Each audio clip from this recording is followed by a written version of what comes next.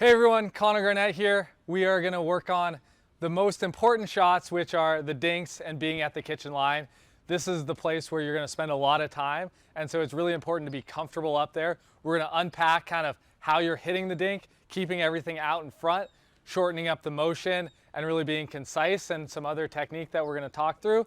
And then once we go through that technique, we're going to look at a little bit of the strategy and some games that will help you get to that next level.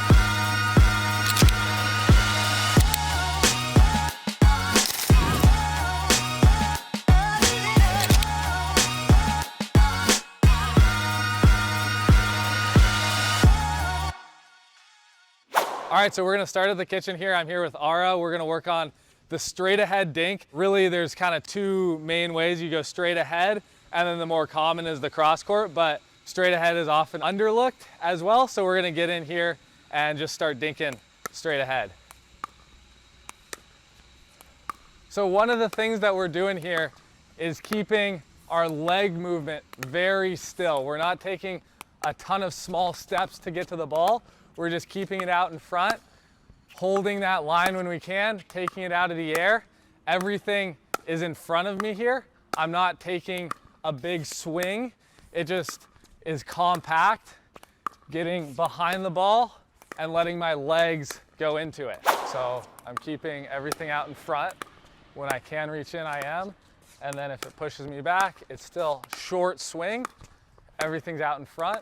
If I want to get a little more aggressive, use that lower body, and I'm just looking to keep it out in front, keep my paddle up, and I'm just here moving that dink around. Legs are bent, not a lot of motion with the legs. And see on that kind of one that pops up, it's this motion here. Imagine there's like kind of that imaginary pole, and so now, same shots, it's just from here to here and from here to here.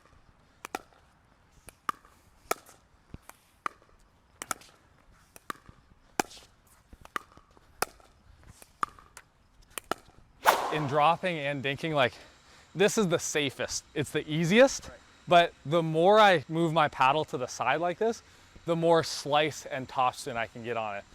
So if you are kind of having your paddle like this, I would say use this as more of your defensive one, and then the more you can bring it to the side, the more you can cut or get topspin on it. Once we get a little bit more comfortable, how we add to this next level is we're gonna move the dink around a little bit, see which ones we can take out of the air.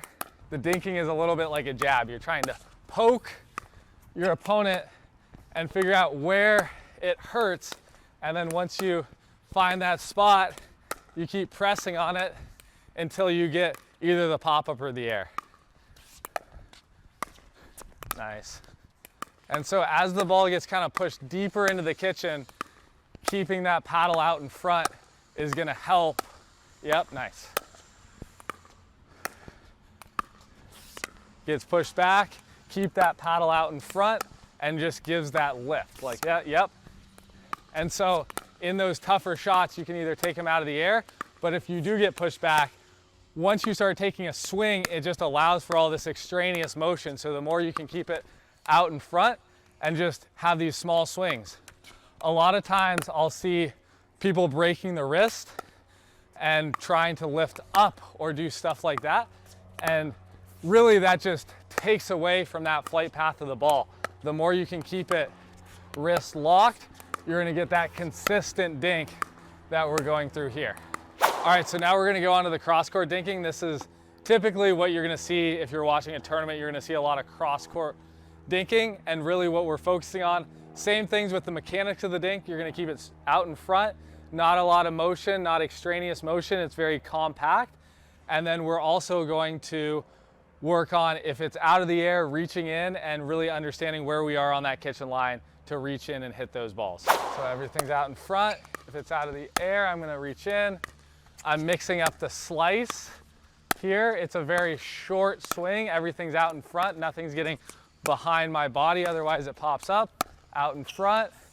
And then same thing with the two hands, keeping it out in front. And try and, yep, there. And think about where you're getting your, like, the power is coming from the legs as opposed to the swing. So it's like you're kind of here, and instead of taking a little extra swing, just go through it with the legs there. Yeah, nice. And then weight shift going back towards me. Yeah, and so how I kind of think about it too is like, if I'm in this cross court dink, my feet are kind of pointing this way. And so then I'm just, it's like a small motion, not a lot of arm movement, and it's just slice through it. Yeah. Nice. Nice.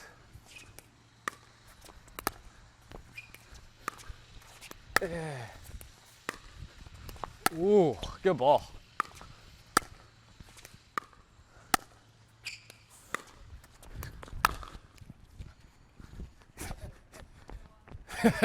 Thanks for watching. Be sure to follow for more content on my Instagram, Con Garnett, or YouTube, Connor Garnett. Check out all the good pickleball exclusive clips.